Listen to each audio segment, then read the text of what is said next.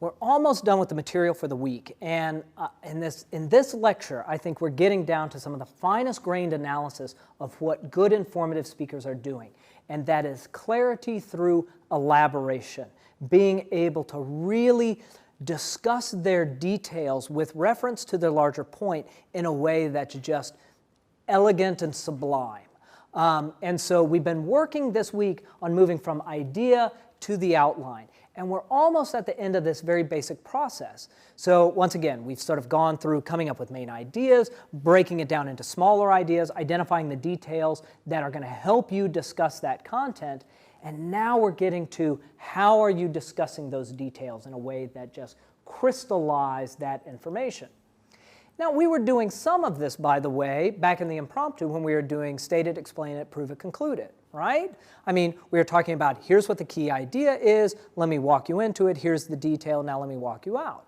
And the informative speech, we're just saying they're going to be more, it's not quite as mechanistic. So we need another tool or another way of understanding or different models for getting at the relationship between big ideas and supporting detail. And so that's what I want to talk about in this lecture. What's going on with elaboration? And by that I mean that term I'm using simply to say you're taking your idea and you're expanding it. You're not just talking about it, but you're elaborating on it. You're expanding our understanding of it. So what's happening in elaboration? And then we're going to analyze a few clips to see this in action, and in terms of very specifically how certain sentences are performing certain functions.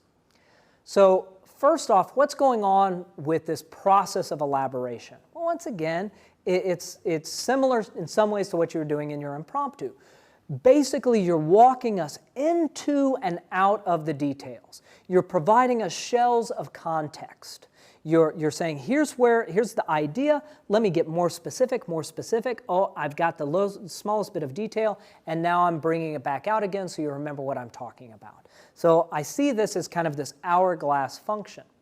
Now, performing this hourglass of moving from broad to narrow back out again, it could be a main point, it could be a subpoint.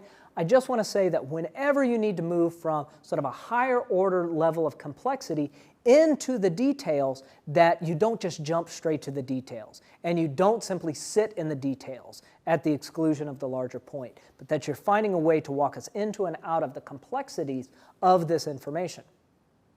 So in terms of that rubric, this is really what I mean by balancing breadth and depth, context and content. I've got my larger idea, and as a novice with your information, you're helping me figure out where the details sit in relation to that and how these ideas relate to one another. So it's not just that you're talking to me, you're providing me with a map through the information, how the components relate to one another. And I would say in terms of elaboration, excellent speakers make this sound effortless.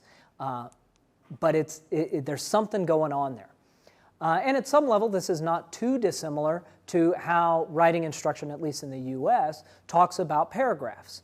You've got a topic sentence, you've got supporting sentences, and then you've got a concluding line. The only thing we're doing is saying that those supporting sentences are getting more and more narrow and more detailed, and then going back out to that concluding line. And the reason I like thinking about it in this way is because it places most of the emphasis on the idea and makes sure that that detail maintains a supporting role. So what I'd like to do now is take a look at this through a couple of examples. Now we're going to look at it in terms of the text, the transcript of what is said. But just like last time, at the end of this video, if you're watching this on, I've got the scrolling bars here, if you're watching this on the lesson page for the week, so lesson 5, week 5, there'll be an embedded clip of these two speakers, one of which we've already seen before. She was one of the people that we looked at in week 1, Elizabeth Warren.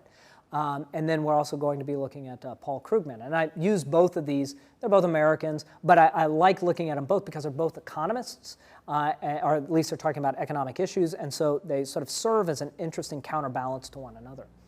But let's go ahead and take a look at Elizabeth Warren. So she's now a Massachusetts senator, but before that she was a professor of law and gave a number of talks about the banking industry and financial issues.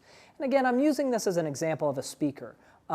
Certainly, those of you in the U.S., I don't care one way or the other whether or not you agree with her politically or not. That's not the function of this course, and nor do I want it to be. But I do think there's something to be learned in terms of how she's walking into and out of complex detail. So let's go ahead and take a look at what you'll listen to at the end of this video. So let's go ahead and take a look at this text.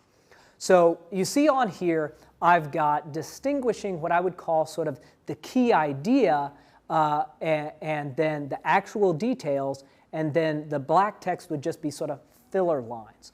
Okay, so we've got a couple of filler lines. My prediction should still hold. After all, families are getting richer in the sense of more income over time. What happened? Pause. Savings went down in the same time period. That's a point. That's her claim. That's her subpoint. Then we jump straight to some detail, her evidence. So the one-income family in 1970 was putting away about 11% of their take-home pay.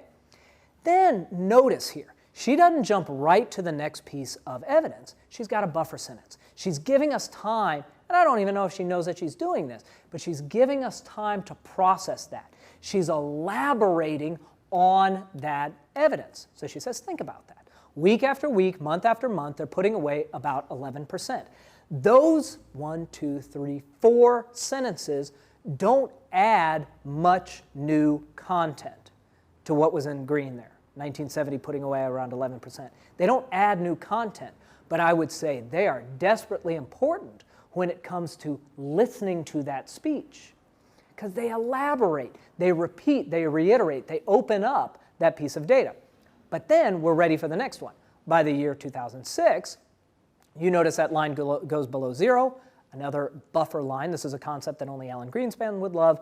Back to the details, negative savings. The American family today puts away nothing, buffer, and quite frankly has been putting away nothing for the last 5 or 6 years. There's nothing there. There is no savings.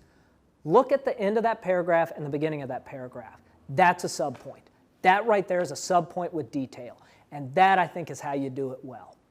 It is weaving together these various levels of meaning, but weaving them together in a way that there's not a hard shift between claim and support.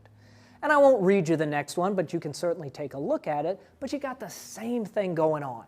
A claim or an idea, a key point, some buffer explanation, getting into the nitty-gritty of the evidence, of the details for that point, and then buffer sentencing us out and ending again with a capper.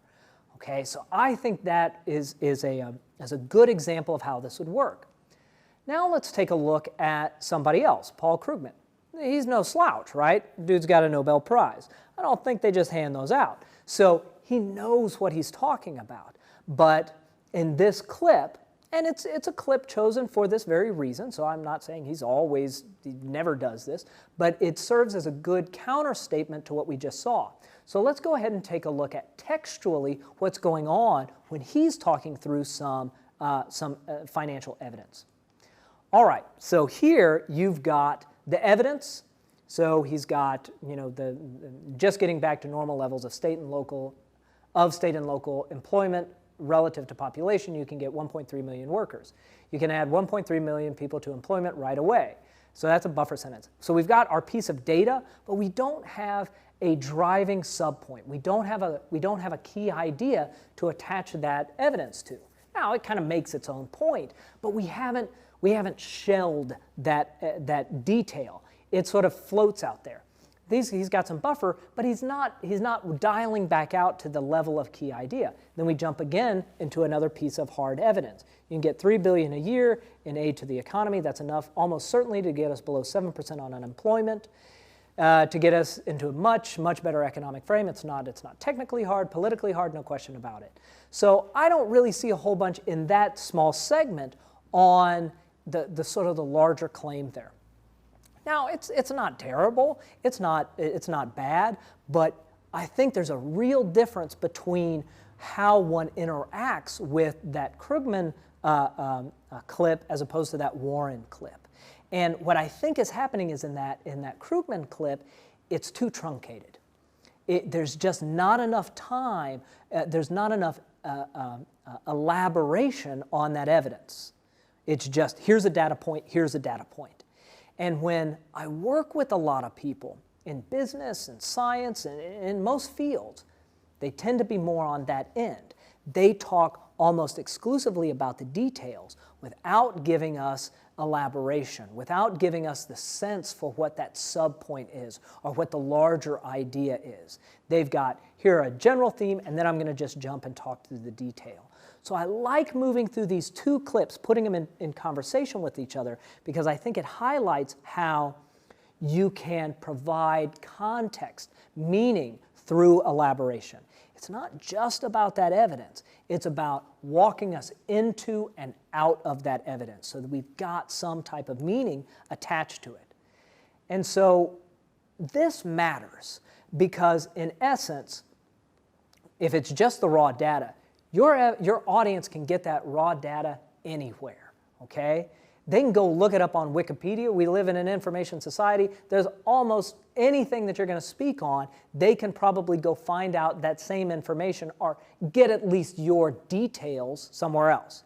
But what you provide as a speaker is meaning to the information, an interpretation of the information, a read on that information, a sense of context. That's what you're doing as an informative speaker. You're not just providing raw information, you're the filter. I'll often come back to this when I say, in persuasive speaking and informative speaking, you're the argument.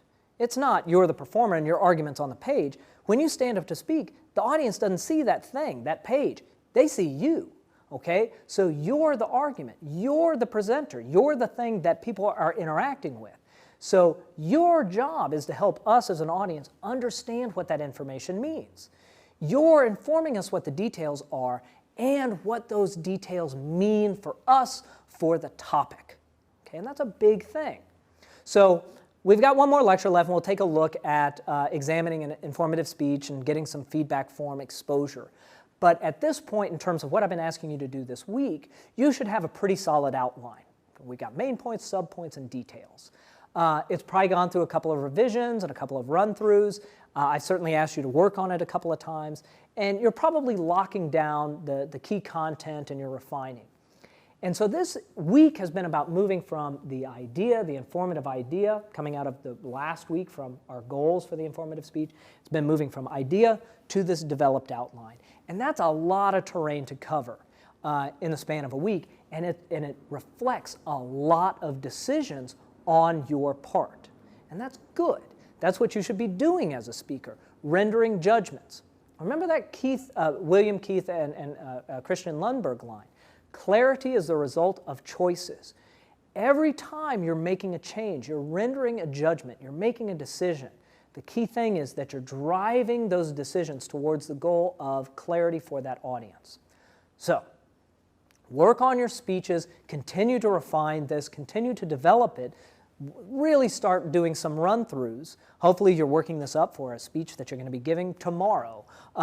Or even if you're thinking about doing it for this class, you should be practicing it. Next week we're going to get into style and delivery. But at this point you should have something that you should be working with and running and starting to feel good about.